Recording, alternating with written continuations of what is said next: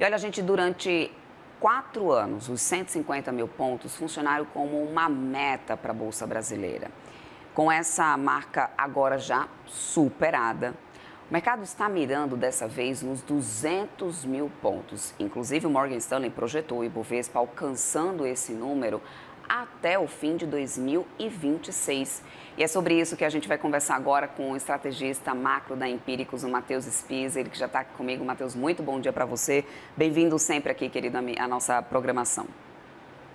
Bom dia, Débora. Bom dia a todos que nos acompanham. Um privilégio contribuir. Matheus, vamos lá direto ao ponto. Projeção de 200 mil pontos para o Ibovespa. Defendido aí por grandes instituições, né, como o Morgan Stanley, já sendo também ventilado por vários outros analistas. É plausível nesse horizonte até o final de 2026 ou esse ainda é um cenário que parece otimista demais? Porque a gente ainda precisa considerar que, diferentemente do ano de 2025, 2026 teremos eleições, questões fiscais que têm se acentuado nas últimas semanas e um banco central, hawkish, que tem já frequentemente apontado essa situação fiscal como um grande fator de risco além de eleições. 200 mil é otimista demais ou é uma realidade possível? Sem dúvida é uma realidade otimista, mas possível. Você elencou os principais motivos que podem catapultar o Ibovespa para essa nova marca. O que você comentou anteriormente, que por muitos anos a gente ficou aguardando os 150 mil pontos, é verdade. Só que a gente alcançou esses 150 mil pontos num ponto de vista ainda barato. Nominalmente a gente subiu, mas se a gente observar o Ibovespa em dólar, o Ibovespa é corrigido pela inflação dos últimos anos, os múltiplos de avaliação das empresas, né, preço sobre lucro do Ibovespa, a gente ainda está barato, a gente ainda tem mais o que caminhar.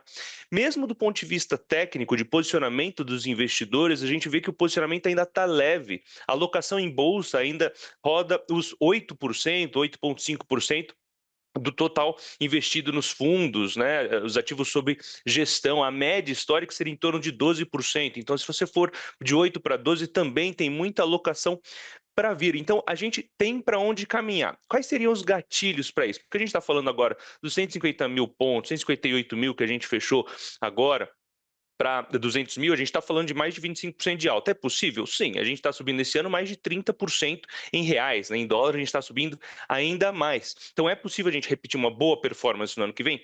Sem dúvida. É claro que desse ano a gente veio de um final de 2024 em que os ativos brasileiros apanharam muito por conta de tensão fiscal. Então era mais fácil a gente subir esse ano. Acontece que, de certa forma, a história desse ano foi em grande parte uma história estrangeira, em que a gente viu outras praças também andando muito bem, inclusive praças da América do Sul aqui, né? Se a gente observar outros players emergentes, também andaram iguais. Por quê? Porque a gente viu o dólar se enfraquecer. Quando o dólar se enfraquece, ativos globais ganham espaço. É o caso do Brasil. Inclusive, sempre que você elenca os principais ativos mais sensíveis à movimentação do dólar, o Brasil está entre os principais. Então, agora, a segunda etapa seria uma história um pouco mais doméstica, com corte de juros, possivelmente, e um rally eleitoral, que poderia catapultar o Ibovespa para esses 200 mil pontos. Uhum.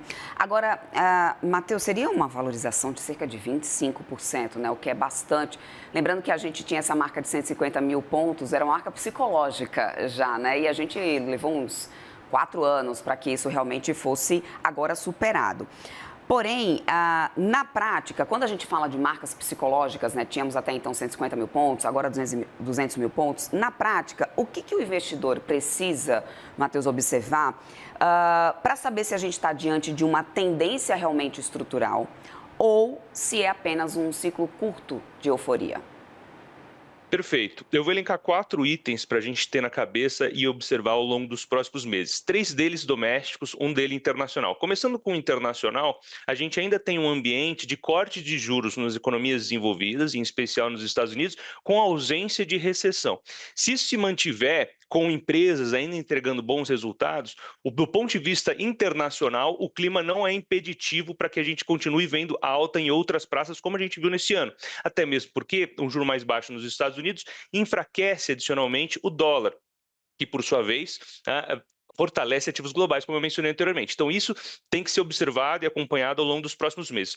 Os outros 3 motivos que eu tinha citado, eles são domésticos. Quais são eles? O primeiro também envolve resultados corporativos. A gente precisa continuar vendo o crescimento de lucros das empresas, como a gente viu nesse ano. O crescimento dos lucros das empresas nesse ano não foi tão grande, mas confesso que, considerando o nível de juros, não foram resultados ruins. A Bolsa Brasileira, as empresas listadas mostraram robustez. Então, é importante que essa robustez continue.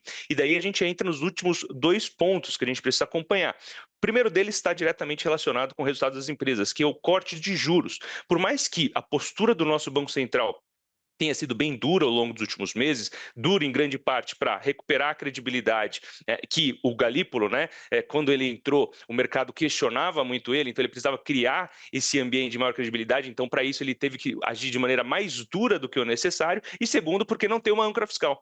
Sem a âncora fiscal, a âncora monetária precisa fazer um trabalho dobrado. Então agora que a gente já começa a ver desaceleração da atividade, os dados de CAGED mais fracos, hoje a gente tem taxa de desemprego, vamos ver como ela vem, se o mercado de trabalho dá sinais de uma maior fraqueza, diferente do que ele vinha apresentando, e se a inflação continuar convergindo, a gente pode ter espaço para, no começo de 2026, ter um início de ciclo de corte de juros, que por sua vez é muito bom para ativos de risco.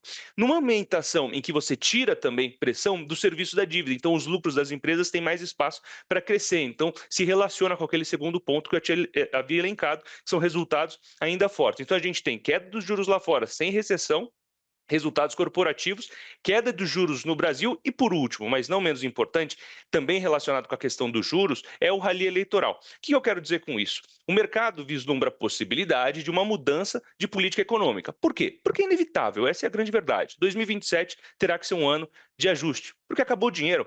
100% das despesas serão obrigatórias, não haverá mais espaço para discricionariedade. Então, não importa quem ganhar, esquerda ou de direita, não haverá o que fazer. Ele vai ser um mero passageiro do orçamento, engessado. Então, precisa ter uma grande revisão fiscal para que a gente consiga reendereçar as expectativas que hoje se encontram desancoradas. E, justamente por conta disso, o juro está tão alto.